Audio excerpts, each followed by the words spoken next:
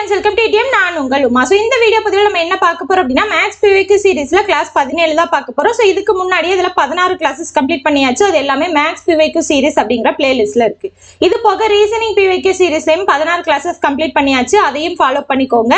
So group 4 new syllabus base பண்ணி திருக்குறள் 20 அதிகாரங்களை திருக்குறள் அறிவோம் அப்படிங்கிற பிளேலிஸ்ட்ல இருக்கிற கிளாसेसலயும் அது போக பாத்தீங்கன்னா அறநூல்கள் சம்பந்தமான அந்த கிளாसेस அறநூல்கள் அப்படிங்கிற பிளேலிஸ்ட்லயும் இருக்கு. நீங்க ஃபுல்லாவே கிளாसेस ஃபுல்லா பாத்துக்கலாம். ஓகேங்களா?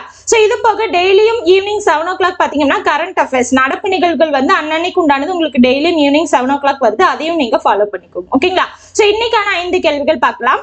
பாருங்க 81ல இருந்து 85 வரைக்கும் இருக்கும். ஒவ்வொன்றுமே டிஃப்ரெண்ட் டாபிக்ல இருந்து டிஃப்ரெண்ட் டைப்ல எடுத்துட்டு வந்தது. பாருங்க, கயிற்றால் கட்டப்பட்ட மாடு மேய்ந்த பகுதியின் பரப்பளவு 9856 சதுர மீட்டர் எனில் கயிற்றின் நீளம். ஓகேங்களா? சோ கயிற்றால் கட்டப்பட்ட ஒரு மாடு, இப்போ ஒரு பாயிண்ட் இருக்கு அப்படின்னா அந்த பாயிண்ட்ல இருந்து ஒரு கயிற்றுல ஒரு மாடு, இந்த இடத்துல மாடு இருக்குன்னு வச்சுக்கோங்களேன். அந்த மாடு எந்த அளவுக்கு பகுதியை வந்து மேய்ஞ்சதோ அதோட பரப்பளவு 9896. அதாவது இங்க இருக்கு அப்படின்னா இது எப்படி ஆகும், ஃபுல்லா இப்படி ரவுண்டா சுத்தும் இல்லையா? புரியுதுங்களா? சோ அந்த கயிற்றுல இருந்து அப்படியே இந்த ரவுண்ட் வந்து என்ன பண்ணும், அது மேயும். அப்ப இது என்னது, வட்டத்தின் பரப்பளவு. சோ இந்த கயிறு தான் பாத்தீங்க அப்படின்னா அந்த கயிற்றோட அளவை பொறுத்து தான் இது ஃபுல்லாவே இருக்கும். அப்போ இந்த கயிறோட நீளம் தான் பாத்தீங்க அப்படின்னா ஆரம். ஓகேங்களா? அந்த வட்டத்தோட ஆரம் அப்படிங்கிறது அந்த கயிற்றோட நீளம். சோ வட்டத்தோட பரப்பளவு கொடுத்துட்டாங்க, நம்ம ஆரம் கண்டுபிடிச்சா போதும். ஓகேங்களா? சோ வட்டத்தின் பரப்பளவு ஃபார்முலா என்ன, பையா ஸ்கொயர் இல்லையா? பையா square value 9856. So r square மட்டும் வச்சுக்கோங்க. 9856 பை ஈக்குவேஷன் கிராஸ் பண்ணா டிவைடட் பைல வரும். நார்மலா பையோட வேல்யூ இதை தான் சப்ஸ்டியூட் பண்ணணும்னு அவங்க கொடுத்துட்டாங்கன்னா அதை தான் சப்ஸ்டியூட் பண்ணணும். இல்ல அப்படின்னா நம்ம 22/7 சப்ஸ்டியூட் பண்ணிக்கலாம். ஓகேங்களா? ஒரு டிவைடட் பைக்கு கீழே இன்னொரு பின்னம் இருந்ததுன்னா நம்ம தலைகீழா போட்டு பெருக்கிக்கலாம். ஓகேங்களா? 7/22. 22ஆல இதை அடிச்சிங்க அப்படின்னா 448 கிடைக்கும். சோ 448 இன்டூ 7 பெருக்குனீங்க அப்படின்னா 3136 கிடைக்கும். ஓகேங்களா? இப்ப 3136 அப்படிங்கிறது 56 ஸ்கொயரோட வேல்யூ. இந்த 56 ஸ்கொயர் இந்த இடத்துல ஆர் ஸ்கொயர் இருக்கா, ஸ்கொயரும் கேன்சல் ஆயிரும். சோ ஆரோட வேல்யூ 56. ஓகேங்களா? சோ இந்த 3136 ஸ்கொயரா நம்மளால மாத்த தெரியல அப்படின்னா டானா வகுத்தல் போடுங்க. ஓகேங்களா? 2 2 3 3 எதால டிவைட் ஆகுமோ டானா வகுத்தல் போட்டு 1 கொண்டு வர்ற வரைக்கும் போட்டுருங்க. அதுக்கப்புறம் இந்த இடத்துல வேல்யூஸ் இருக்கும் இல்லையா, அப்ப 2 2 இருக்கிற வேல்யூஸை ஒரே ஒரு டைம் எழுதுங்க. இப்ப 2 இருக்கு 3 இருக்கு அப்படின்னா ஒரே ஒரு டைம் எழுதி அதை பெருக்குனீங்கன்னா அதுதான் அந்த ஸ்கொயர் வேல்யூ. ஓகேங்களா? சோ இந்த மாதிரி போட்டு நீங்க கண்டுபிடிச்சுக்கலாம். சோ ஆரோட வேல்யூ, அதாவது அந்த கயிற்றின் நீளம் பாத்தீங்க அப்படின்னா 56 மீட்டர். ஏன்னா இங்க சதுர மீட்டர் இருக்கு. சோ மீட்டர்ல தான் சூஸ் பண்ணணும். ஆப்ஷன் டி தான் ஆன்சர். ஒருவேளை 56 சென்டிமீட்டர்னு கொடுத்திருந்தா அதை கொண்டு போய் சூஸ் பண்ணக்கூடாது. 56 அப்படிங்கிறது இங்க சதுர மீட்டர். சதுர மீட்டர்ல இருந்து நம்ம கொண்டு வரும்போது என்னதான் கிடைக்கும், மீட்டர் தான் கிடைக்கும். ஓகேங்களா? சோ அடுத்த क्वेश्चन பார்க்கலாமா? சோ அடுத்த क्वेश्चन பாருங்க, ஒரு மரத்தின் தற்போதைய உயரம் 847 சென்டிமீட்டர். அது ஆண்டுக்கு 10% வீதம் வளர்கிறது எனில் 2 ஆண்டுகளுக்கு முன் அதன் உயரத்தை காண்க. ஓகேங்களா? சோ இது வந்து உங்களுக்கு கூட்டு வட்டி இருக்கு இல்லையா, அந்த டாபிக்ல வரக்கூடியது. சோ எப்பயுமே ஒரு பர்சன்டேஜ் வந்து ஒவ்வொரு வருஷமும் இவ்வளவு அதிகரிக்குது இவ்வளவு குறையுது அப்படின்னு கொடுத்துட்டாங்கன்னா அது வந்து கூட்டு வட்டி சம் தான். ஓகேங்களா?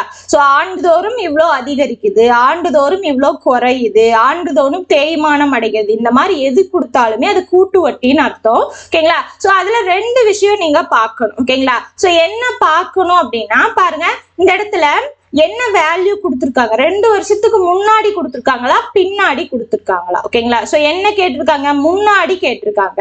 சோ முன்னாடி கேட்டாங்க அப்படின்னா அவங்க கொடுத்த வேல்யூ பாத்தீங்கன்னா முழுத்தொகை, கேட்கறது அசல் அப்படின்னு அர்த்தம். ஓகேங்களா? ஒருவேளை பின்னாடி பிறகு இந்த மாதிரிலாம் கேட்டாங்க அப்படின்னா அவங்க கொடுத்துருக்கிறது அசல், நம்மள முழுத்தொகை கேட்கறாங்கன்னு அர்த்தம். ஓகேங்களா? சோ இது ஒரு பாயிண்ட், இதை நோட் பண்ணிக்கணும்.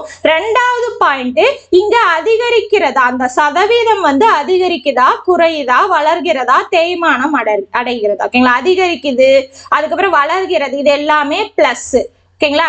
தேய்மானம் அடைகிறது, குறைகிறது, இதெல்லாம் வந்துச்சு அப்படின்னா மைனஸ். சோ இந்த 2 பாயிண்ட் ரொம்ப ரொம்ப முக்கியமானது, இதை நோட் பண்ணிக்கணும். ஓகேங்களா?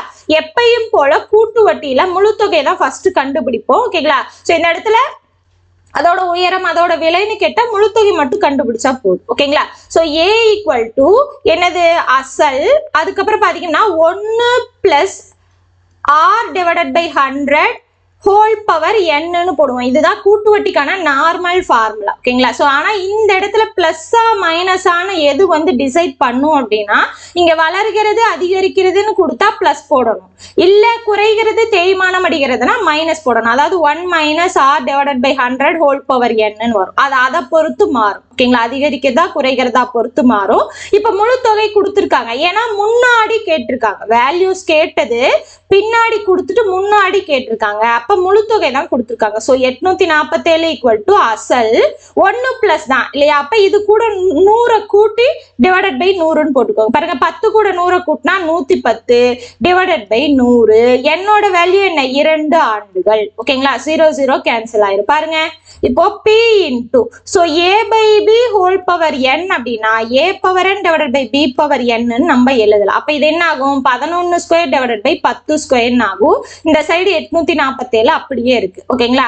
ஓகே, இப்போ இந்த வேல்யூஸை ஈக்குவேஷன் கிராஸ் பண்ணீங்க அப்படின்னா என்ன ஆகும்? டிவைடட் பைல பின்னமா வரும். நம்ம என்ன பண்ணிக்கலாம்? தலைகீழா போட்டு பெருக்கிக்கலாம். அப்ப இங்க என்ன டிவைடட் பைல இருக்கோ அது மேல வந்துடும், மேல இருக்கிறது இங்க கீழே வந்துடும். நான் ஸ்கொயர் பண்ணியே எழுதிக்கிறேன். ஓகேங்களா? ஓகே, இப்ப 121 நாள் அடிச்சிங்க அப்படின்னா இது 7 டைம் வரும். 11 நாள் அடிச்சிங்க அப்படின்னா உங்களுக்கு 11 நாள் அடிச்சு மறுபடியும் 11 நாள் நீங்க அடிச்சுக்கலாம். ஓகேங்களா? சோ 7ன்னு கிடைக்கும். 7 × 100 700. அப்போ ஆரம்பத்துல 2 வருஷத்துக்கு முன்னாடி 700 சென்டிமீட்டரா இருந்த அந்த மரம் பாத்தீங்க அப்படின்னா 2 வருஷத்துக்கு அப்புறம் 847 ஆயிருச்சு. ஓகேங்களா? சோ இதுக்கான ஆன்சர் ஆப்ஷன் பி 700 சென்டிமீட்டர். 2 விஷயத்தை இந்த மாதிரி மக்கள் தொகை கொடுப்பாங்க, அதுக்கப்புறம் இயந்திரத்தோட தேய்மானம் அந்த மாதிரி கொடுப்பாங்க, சோ இந்த மாதிரி மரத்தோடது கொடுப்பாங்க. சோ இந்த மாதிரி எல்லாம் கேள்வி கேட்டாங்க அப்படின்னா 2 விஷயம் தான் பார்க்கணும். ஒண்ணு அதிகரிக்குதா, ஆண்டுதோறும் அதிகரிக்குதா குறையுதா. ஓகேங்களா?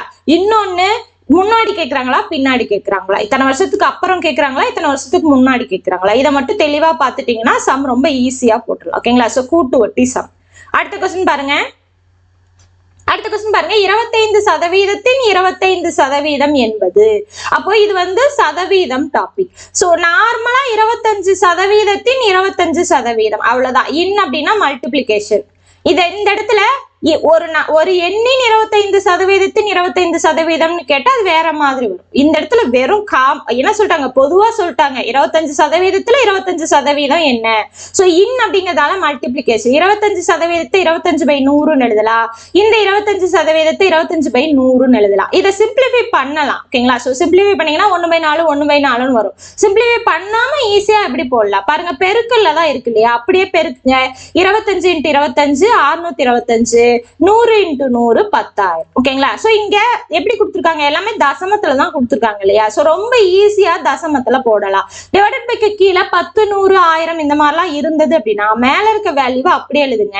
கீழே எத்தனை 0 இருக்குன்னு பாருங்க. 1 2 3 4 0 இருக்கு. அப்ப பின்னாடி இருந்து 4 ஸ்தானம் தள்ளி புள்ளி பாருங்க. 1 2 3 ஸ்தானம் தான் இருக்கு. ஆனா எனக்கு என்ன வேணும்? 4 ஸ்தானம் வேணும். அப்படிங்கறதால முன்னாடி ஒரு 0வை சேர்த்துக்கோங்க. பின்னாடி சேர்த்துனீங்கன்னா வேல்யூஸ் மாறாது. ஓகேங்களா? சோ மாறிடும். அதனால முன்னாடி சேர்த்துங்க.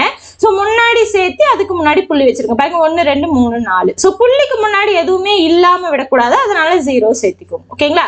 சோ 0.0625 அப்படிங்கறது ஆன்சர் ஆப்ஷன் சி. புரியுதுங்களா? சோ மாத்தி இதான போட்டுறக்கூடாது, எல்லாமே உங்களுக்கு அப்படிதான் 625 625 தான் இருக்கு. சோ பார்த்து தெளிவா போடணும். ஓகேங்களா? அடுத்த கொஸ்டின் பார்க்கலாமா? அடுத்த கொஸ்டின் பாருங்க. சோ இது பாத்தீங்கன்னா சிம்பிளிஃபிகேஷன் டாபிக். பாருங்க, இதை சிம்பிளிஃபிகேஷன் எடுத்துக்கலாம், இல்ல ரேஷியோ அண்ட் ப்ரொபோர்ஷன் எடுத்துக்கலாம். ரெண்டுலயுமே அந்த டாபிக் வரும். இந்த மாதிரி மாடல்ல ரெண்டுலயுமே உங்களுக்கு வரும். பாருங்க, x divided by y equal to 6 divided by 5ன்னு இருக்கா? சோ இந்த மாதிரி இருந்ததுன்னா மேல இருக்க வேல்யூ மேல, கீழே இருக்க வேல்யூ கீழே, ரெண்டுக்கும் சமம் அப்படின்னு அர்த்தம். அதாவது எக்ஸுக்கு பதிலா 6ன்னும் ஒய்க்கு பதிலா 5ன்னும் இந்த இடத்துல நீங்க சப்ஸ்டியூட் பண்ணி ஆன்சர் போட்டுக்கலாம். ஓகேங்களா? இந்த மாதிரி டிவைடட் பைல கொடுத்திருந்தாலோ இல்ல x/y ஈக்குவல் டு 6:5ன்னு கொடுத்திருந்தாலோ நீங்க அந்த மாதிரி யூஸ் பண்ணிக்கலாம். ஓகேங்களா? சோ ஒன்னும் கிடையாது, இங்க இருக்கிறத கொண்டு போய் இந்த இடத்துல சப்ஸ்டியூட் பண்ணி சிம்பிளிஃபை பண்ண போறீங்க. பாருங்க, x² + y² divided by x² minus y². So 6 36 5 25 divided by 36 minus 25. ஓகேங்களா? So 36 பிளஸ் 25 என்ன கிடைக்கும் 61 கிடைக்கும். 36 மைனஸ் 25 11 கிடைக்கும். அவ்வளவுதான். இதை சிம்பிளிஃபை எல்லாம் பண்ணல. ஸோ ரொம்ப சிம்பிளா அப்படியே பின்னமாவே எழுதிட்டாங்க. ஸோ 61 டிவைடட் பை 11 தான் இதுக்கான ஆன்சர். Option C. ரொம்ப ரொம்ப சிம்பிளானதான். இந்த மாதிரி கொடுத்துட்டாங்கன்னா ரொம்ப சிம்பிளா அதுக்குண்டான வேல்யூ அப்படியே சப்ஸ்டியூட் பண்ணிக்க. ஒண்ணு இந்த மாதிரி கொடுப்பாங்க, இல்லைன்னா இந்த மாதிரி கொடுப்பாங்க. இல்ல அப்படின்னா a/5 ஈக்குவல் டு b/2 இந்த மாதிரிலாம் கொடுப்பாங்க. ஓகேங்களா? இந்த மாதிரி கொடுத்தாங்க அப்படின்னா ஏக்கு வேல்யூ 5 பிக்கு வேல்யூ 2 அப்படின்னு போட்டுக்கலாம். ஓகேங்களா? ஸோ என்ன மாதிரி வேணா போடலாம். ரொம்ப சிம்பிளா தான் உங்களுக்கு இருக்கும். ஓகேங்களா? அடுத்து பாருங்க. ஸோ பாருங்க 11 0.121 மற்றும் 0.1331 மீ போவா, அதாவது ஹெச்சிஎஃப் கேட்குறாங்க. So HCF and LCM topic. So இந்த மாதிரி தசமத்தில் கொடுத்துட்டாங்கன்னா என்ன பண்ணணும், ஃபர்ஸ்ட் அவங்க கொடுத்துருக்கதை அப்படியே எடுத்து எழுதுங்க. பாருங்க 121 0.131. இப்போ பார்த்தீங்க அப்படின்னா இங்கே 11 முழு நம்பராக கொடுத்துருக்காங்க இல்லையா? ஸோ என்ன அர்த்தம், புள்ளிக்கு அப்புறம் வெறும் 0 இருக்குன்னு அர்த்தம். வெறும் 0 மட்டும் இருந்தாலும் நம்ம விட்டுலாம். ஸோ இந்த மாதிரி எழுதலாம். இப்போ புள்ளிக்கு அப்புறம் அதிகமான ஸ்தானம் உடைய நம்பர் எது பாருங்க. இதுக்கப்புறம் புள்ளிக்கு அப்புறம் நீங்க எத்தனை 0 வேணா போட்டுக்கலாம். பட் இது முழு நம்பர், அதனால அதை கன்சிடர் பண்ண வேண்டாம். இந்த இடத்துல பாத்தீங்கன்னா 1 2 3 இருக்கு. சோ 3 ஸ்தானம் இருக்கு. இங்க பாத்தீங்கன்னா 4 ஸ்தானம் இருக்கு. சோ புள்ளிக்கு அப்புறம் அதிக ஸ்தானம் இருக்கிறது எதுவோ அதை எதால பெருக்கும் போது அது வந்து முழு நம்பரா மாறுமோ. ஓகேங்களா? சோ எதால பெருக்கும் போது முழு நம்பரா மாறும். பாருங்க புள்ளிக்கு 1, புள்ளிக்கு அப்புறம் எத்தனை ஸ்தானம் 4 ஸ்தானம். அப்ப 4 0வால பெருக்கும் போது இது என்ன ஆகும், முழு நம்பரா 1331 வரும். இதை பெருக்கி வேணா பாருங்க. ஓகேங்களா? சோ தெளிவா கவனிச்சுக்கோங்க. இந்த மாதிரி தசமத்துல கொடுத்துட்டு மீப்போவா இல்ல எல்சிஎம் ஹெச்சிஎஃப் எது கேட்டாலுமே அந்த கொடுத்துருக்க அந்த வேல்யூஸ்ல புள்ளிக்கு அப்புறம் எந்த நம்பர் அதிகமா எத்தனை ஸ்தானம் அதிகமா வருதோ அந்த நம்பரை எந்த நம்பரால பெருக்கும் போது அது முழு நம்பரா ஆகுமோ அதே நம்பரால மீதி இருக்க எத்தனை நம்பர் இருந்தாலும் அதை பெருக்கிக்கணும். ஓகேங்களா? சோ பெருக்குங்க. ஒரே நம்பரால தான் பெருக்கணும், மாத்தி மாத்தி பெருக்க கூடாது. ஓகேங்களா? இப்ப இது என்ன ஆகும், 11 அதுக்கப்புறம் 4 0. இது பாத்தீங்க அப்படின்னா 121. சோ ஒரே ஒரு 0 மட்டும் தான் வரும். ஏன்னா 3 0க்கு 3 ஸ்தானம் தள்ளி வந்துடும். அப்போ ஒரு 0 சேர்ந்துரும். இது பாத்தீங்கன்னா 1331 வரும். இப்போ அவங்க கேட்ட அந்த கேள்விக்கான பதில நம்ம இதுல இருந்து தான் கண்டுபிடிக்கணும். ஓகேங்களா? சோ பாருங்க. ஸோ 12101331. ஸோ இதை பார்த்தீங்கன்னா எல்லாமே 11ஆல டிவைட் ஆகக்கூடியது. ஸோ 10,000 இது என்ன ஆகும் 11 0. இது பாத்தீங்கன்னா 121 வரும். ஓகேங்களா? இதுக்கப்புறம் 3ஐயுமே காமனா நம்மளால டிவைட் பண்ண முடியாது. இது ரெண்டும் பாத்தீங்கன்னா 11ஆல டிவைட் ஆகும். இது ரெண்டும் 10ஆல டிவைட் ஆகும். எல்சிஎம் கேட்டுனா நம்ம அப்படியே போட்டுக்கலாம். இந்த இடத்துல ஹெச்சிஎஃப் கேட்டிருக்கிறதால எல்லாத்தையுமே காமனா டிவைட் பண்ற நம்பர் இருந்தா மட்டுமே டிவைட் பண்ணணும். இல்லைன்னா இது மட்டும்தான் ஹெச்சிஎஃப். ஓகேங்களா? ஆனா 11 அப்படிங்கிறது ஹெச்சிஎஃபா ஈஸியா போய் டிக் அடிச்சிடலாம் அப்படின்னா பண்ணக்கூடாது. இது தவறு. ஏன்னா இந்த இடத்துல எல்லாத்தையுமே என்ன பண்ணிருக்கோம், காமனா ஒரு நம்பரால பெருக்கி இருக்கோம் இல்லையா? சேம் அதே நம்பரால நம்ம டிவைட் பண்ணணும். அப்படி டிவைட் பண்ணாதான் ஆன்சர் வந்து கரெக்டான ஆன்சர். பாருங்க, இப்போ டிவைடட் பைக்கு கீழே 10 100 1000 தான் நான் என்ன சொன்னேன், மேல இருக்க வேல்யூ அப்படியே எழுத சொன்னேன். கீழே எத்தனை ஸ்தானம் 0 இருக்கோ அத்தனை ஸ்தானம் தள்ளி பின்னாடி இருந்து புள்ளி வைக்க சொன்னேன் இல்லையா? பாருங்க 1 2 3 4. இங்க ஆல்ரெடி 2 ஸ்தானம் தான் இருக்கு. மீதி 2 ஸ்தானத்துக்கு 0 போட்டுக்கோங்க, புள்ளி வச்சுக்கோங்க, முன்னாடி 0 சேர்த்திக்கோங்க. இப்போ 0.0011 ஆப்ஷன் டி தான் ஆன்சர். ஓகேங்களா? ரொம்ப ரொம்ப சிம்பிளா நீங்க எடுத்து எழுதலாம். பட் என்ன பண்ணணும் அப்படின்னா தசமத்துல கொடுத்துட்டாங்கன்னா தசமத்துல இருக்கிற நம்பர்ஸ்ல புள்ளிக்கு அப்புறம் அதிக ஸ்தானம் இருக்க நம்பரால எந்த நம்பரை வச்சு பெருக்கும் போது அது முழு நம்பரா மாறுமோ சேம் அதே நம்பரை வச்சு மீதி இருக்க எல்லா நம்பரையும் பெருக்கணும். அது முழு நம்பரா இருந்தாலுமே பெருக்கணும். ஓகேங்களா? ஏன்னா கடைசியா நம்ம டிவைட் பண்றோம் இல்லையா? காமனா டிவைட் பண்ணணும் அப்படின்னா இந்த இடத்துல நம்ம எல்லாத்தையும் காமனா மல்டிப்ளை பண்ணி தான் இருக்கணும். ஓகேங்களா? சோ அதுக்கப்புறம் இங்க என்ன மல்டிப்ளை பண்ணமோ ஹெச்சிஎஃப் கிடைச்சதுக்கு அப்புறம் அந்த வேல்யூஸை வச்சு டிவைட் பண்ணிட்டீங்கன்னா அதுதான் ஃபைனலான ஆன்சர். இங்க ஹெச்சிஎஃப் கிடைக்கிறத கொண்டு போய் டிக் அடிக்க கூடாது, தவறு. ஓகேங்களா? இதுக்கான ஆன்சர் ஆப்ஷன் டி. ரொம்ப ரொம்ப முக்கியமான மாடல் இது. தெளிவா நோட்ல உங்களுக்கு புரியுற மாதிரி எழுதி வச்சுக்கோங்க. ஓகேங்களா? சோ இன்னைக்கான 5 கேள்விகள் முடிஞ்சது. கண்டிப்பா உங்களுக்கு யூஸ்ஃபுல்லா இருந்திருக்கும். எந்த அளவுக்கு யூஸ்ஃபுல்லா இருந்ததுன்னு சொல்லிட்டு கமெண்ட் பாக்ஸ்ல கமெண்ட் பண்ணுங்க. பிடிச்சிருந்ததுன்னா உங்களோட ஃப்ரெண்ட்ஸுக்கு ஷேர் பண்ணுங்க, லைக் பண்ணுங்க. இது வரைக்கும் நம்மளோட சேனலை சப்ஸ்கிரைப் பண்ணல அப்படின்னா சப்ஸ்கிரைப் பண்ணி சப்போர்ட் பண்ணுங்க. தேங்க்யூ.